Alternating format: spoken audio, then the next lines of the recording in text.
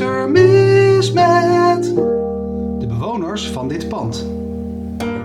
Wat is er mis met de bewoners van dit pand? Niet per se dit pand of dat pand.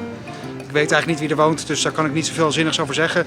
Maar ik bedoel het concept. Het concept aan de bewoners van dit pand. Kijk, ik heb een nee-nee-sticker op mijn deur zitten. Dat betekent dat ik geen reclame, geen folders en geen ongeadresseerde post wil ontvangen. Nou is het zo dat als je een brief stuurt en daarop zet aan de bewoners van dit pand, dan mag dat als geadresseerde post gelden. Dat kan handig zijn voor bijvoorbeeld de gemeente als ze in de wijk leidingen willen vervangen of op de hoek van de straat een heel groot gebouw willen gaan bouwen en ze me daarover willen informeren en om een of andere magische reden geen idee hebben wie er precies op mijn adres woont. Dan kunnen ze mij dus een brief sturen geadresseerd aan de bewoners van dit pand. Maar dat is in de praktijk een beetje een maas in de wet gebleken. Een soort loophole, waardoor er toch allerlei ongewenste post bij mij op de deurmat belandt. Iedereen kent dat soort post wel, dus ik hoef echt niet per se de postcode loterij of Uber Eats te noemen om te laten weten om wat voor organisaties dat dan precies gaat. Ik denk dan alleen maar, wat bezielt je om mensen die expliciet aangeven dat ze jouw reclame niet willen ontvangen, het toch op te sturen? Ik wil jullie reclame echt niet.